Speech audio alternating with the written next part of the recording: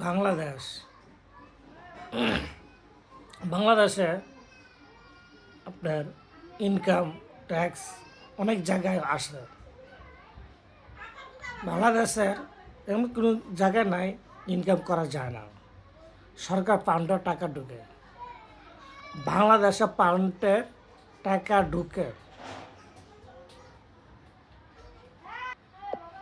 বাংলাদেশটার মধ্যে অনেক কিছু পাম্প, গ্যাস, পানির পাম্প, অনেক কিছু আছে।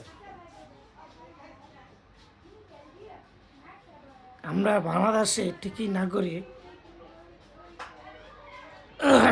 আমরা ঠিকই নাগরিক। আমরা বাংলাদেশের শুধু নামে নাগরিক। দেখেন, আমরা দেশের নাগরিক। বাংলাদেশ একটা সরকার আসলেই এটা করবে সেটা করো মানলাম, অতি করতে পারে। একবার ভাবছেন দেশের অনেক ইনকাম সরকারের পান্ডে টাকা ঢুকে, এই পান্ডের টাকাটা প্রত্যেকটি বাংলাদেশের নাগরিক পাত্র পাওয়ার জন্য সেই টাকাটা জনগণের পায়। টাকা সব নির্ণয় হলে জনগণের মাথা পিছে অত টাকায় নির্ণয় হয়। দেখেন, বাইরের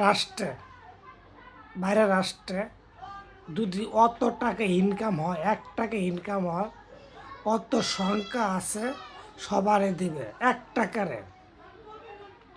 আর বাংলাদেশে অনেক ফ্যাক্টরি, অনেক কারখানা আছে। আমরা অনেক ফ্যাক্টরি, অনেক কিছু আছে। কি পান? টাকা কাট পান। প্রত্যেকটি নাগরিক হিসাবে সবাই কাট পান। বাংলাদেশে পাউন্ডের টাকাটা কম ঢুকে নাই।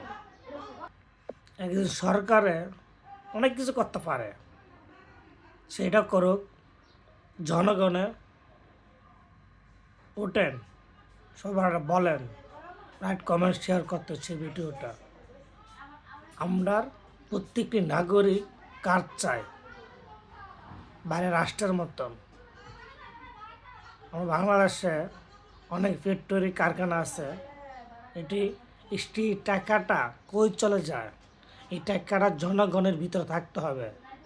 আর এই টাকাটাই কেন সরকার ফান্ডের টাকা কমে গেলে মাথার পিছু অত টাকা নিনি কেন হয়? এটা একবার বলতে পারবেন?